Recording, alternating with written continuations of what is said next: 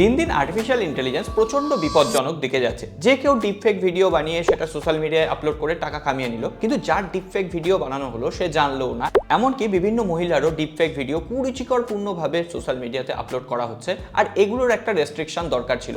অবশেষে ইন্ডিয়া একটা নতুন নিয়ম এনেছে, যেখানে এই ধরনের ডিপফেক ভিডিওগুলো রয়েছে, হার্মফুল কন্টেন্টগুলো রয়েছে, সেইগুলো রিপোর্ট করার 3 ঘন্টার মধ্যে রিমুভ করে দিতে হবে। এতদিন পর্যন্ত কোথাও 7 দিন অপশান ছিল, কোথাও 15 দিন। এখন সেক্ষেত্রে কোনো রকম কোনো অজুহাত মানা হবে না। ডাইরেক্টলি মেটাতে আপলোড হলে মেটা টিমকে সেটা 3 ঘন্টার মধ্যে রিমুভ করতে হবে। সেটা অন্য কোনো সোশ্যাল মিডিয়ায় হলে ওই সোশ্যাল মিডিয়াকে 3 ঘন্টার মধ্যে ওই কুরুচিকরপূর্ণ ভিডিও বা ডিপফেক এআই ভিডিওটাকে ডিলিট করে দিতে হবে। তবে হ্যাঁ, এই ধরনের আপডেটগুলো সবার আগে পাওয়ার জন্য তোমাদের একটা জিনিস অ্যাড করতে হবে, সেটা হচ্ছে ওই সাবস্ক্রাইব বাটনটা করে রেখো, আর ঘন্টিটা নিজের মনে করেই বাঁচিয়ে রেখো। এআইকে দিয়ে যখন শুরুই করলাম, এআই এর আরেকটা খারাপ দিক সামনে এসছে। বিভিন্ন রিসার্চাররা ইতিমধ্যেই আশঙ্কা প্রকাশ করেছেন যে এআইকে হাতিয়ার করে যে কেউ কেমিক্যাল ওয়েপেন তৈরি করে দিতে পারে। কারণ এআই এর যে মস্তিষ্ক এখন কাজ করছে সেটা সাধারণ মানুষের থেকে 100 গুণ এগিয়ে গেছে। তো সেই পরিস্থিতিতে দাঁড়িয়ে একজন আনাড়ি লোকও নাকি একটা কেমিক্যাল ওয়েপেন তৈরি করে ফেলতে পারে, যেটা সাধারণ মানুষের অফকোর্স ক্ষতি করবে। কেমিক্যাল ওয়েপেন তো আর বন্দুক রিভলভার হয় না যেটা তোমরা ধরতে পারবে।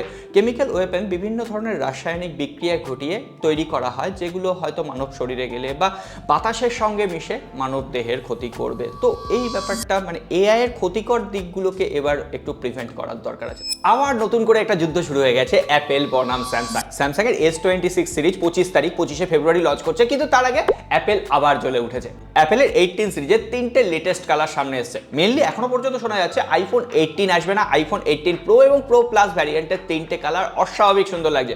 এবার অ্যাপেল একটা কফি কালারকে ইনক্লুড করেছে, যেটা আমার তো সব থেকে বেটার লাগছে। এর পাশাপাশি বলা হচ্ছে আইফোন 17 প্রো এবং প্রো ম্যাক্স যে দামে লঞ্চ হয়েছিল সেই একই দামে আইফোন 18 প্রো এবং প্রো ম্যাক্স লঞ্চ করবে। হ্যাঁ, চিপ ক্রাইসিস হচ্ছে, কিন্তু অ্যাপেলের তার ছোঁয়া লাগেনি, কারণ অ্যাপেল নিজেই চিপ হয়তো প্রোডাকশন করে, তার জন্য অ্যাপেল বিভিন্ন চিপ হয়তো অলরেডি ম্যানুফ্যাকচার করে রেখে দিয়েছে। সুতরাং অ্যাপেল ওই একই দামে সেটাকে লঞ্চ করবে। সুতরাং আইফোন 18 সিরিজ যারা কিনবে বলে ভাবছো, ওয়েট করে যাও বস। আর এই অ্যাপেলকে টেক্কা দেওয়ার জন্যই স্যামসাং মাঠে নামবে। S26 সিরিজের 3টে স্মার্টফোন সম্পূর্ণ স্পেসিফিকেশন কি হবে সামনে চলে এসছে। 25 ফেব্রুয়ারি লঞ্চ হচ্ছে। আমি ইন ডিটেলস আর ভিডিওতে বলছি না, তোমাদের সামনে স্পেসিফিকেশন ডিটেলস দিয়ে দিলাম। আপগ্রেডেশন কি কি হচ্ছে, তোমরা কি একদম ডেডিকেটেড একটা ভিডিও চাও তাহলে কমেন্ট বক্সে লিখে জানাও, আমি অবশ্যই ভিডিও দেবো। আর তার পাশাপাশি অ্যাপেলের যারা বাজেট ফোনের জন্য ওয়েট করছিলে, অ্যাপেলের বাজেট মানেও সেটা 60,000 রুপি ধরে রাখতে পারো। আইফোন 17e নাকি মার্চের প্রথম দিকেই লঞ্চ করবে। মোটামুটি প্রসেসর হয়তো একটু আপগ্রেড হবে, বাদবাকি সিঙ্গেল ক্যামেরাই থাকবে, একই রকম ডিজাইন হবে। মেনলি আইফোন 17 সিরিজ যারা কিনতে পারোনি বেশি দামের জন্য, তারা 10-12 হাজার টাকা কমে আইফোন 17 নিতে সেই অ্যাপেলের ইন্টেলিজেন্সের ফিচারগুলোই হয়তো পাবে। তো দেখা যাক, যখন লঞ্চ হবে তখন আপডেট করে দেবো। তোমরা অলরেডি হয়তো জেনে গেছো 23 তারিখ ভিভো V70 সিরিজের দুটো স্মার্টফোন আসছে, ভিভো V70 আর ভিভো V70 Elite। স্পেসিফিকেশনও তোমাদের মুখস্থ হয়ে যাওয়ার কথা, না হলে আপকামিং ফোনের ভিডিওটা একবার দেখে নিও।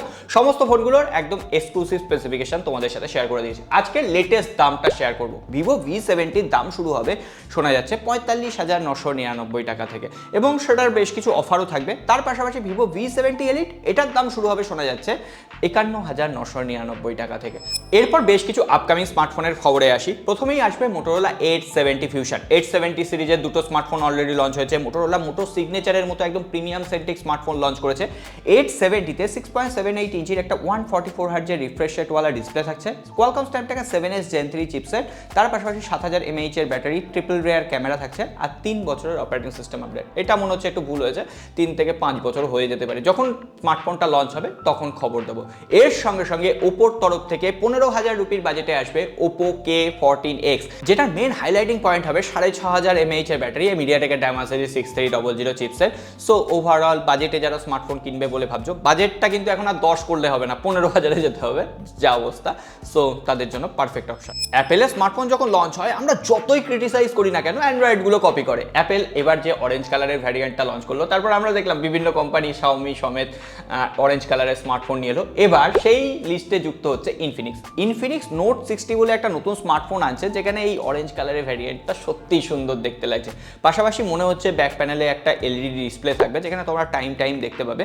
আর এখানে মিডিয়াটেকের Dimensity 7400 চিপসেট থাকছে, আর প্রো ভার্সানে Qualcomm Snapdragon 7s Gen 4 chipset থাকছে, বাদ বাকি দুটোতেই 6.5K 144 হার্জের একটা OLED ডিসপ্লে থাকবে। বাদ বাকি রিভিউ করার চেষ্টা করবো, ইনফিনিক্স ভালো কাজ করছে, এবার দেখা যাক কি হয়।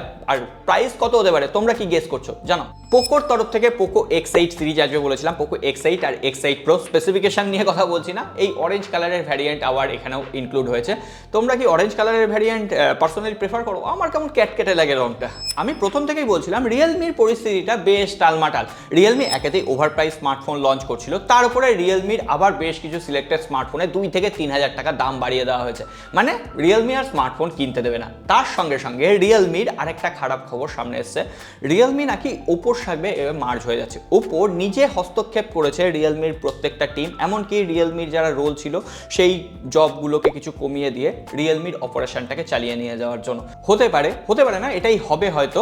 ওপোর সঙ্গে রিয়েলমি মার্জ হয়ে যাচ্ছে, প্রথমে চাইনিজ মার্কেটে মার্জ হবে, তারপর এখানে। আর রিয়েলমির যে ব্র্যান্ড ভ্যালুটা সেটাও এখন ঠিক নেই। রিয়েলমি যেমন নর্জো সিরিজ লঞ্চ করেছিল, রিয়েলমি ডিজো বলে একটা স্মার্ট ওয়াচ লঞ্চ করেছিল, রিয়েলমি টিভি লঞ্চ করেছিল, যারা কিনেছে তারা ভুগছে, কোনো ওয়ারেন্টি পাচ্ছে না ভাই। সো এবার তোমরা রিয়েলমি স্মার্টফোন সম্পর্কে যদি কোনো ইউজার থাকো তাহলে ফিডব্যাক জানিয়ে দিও। আর হ্যাঁ, ফিডব্যাক করতে যখন যাচ্ছই লাইক, সাবস্ক্রাইব আর ওই ঘন্টিটা বাজিয়ে রেখো বস, এই ধরনের টেক আপডেটের জন্য। সকলে ভালো থেকো, দেখাবে আগামী পর।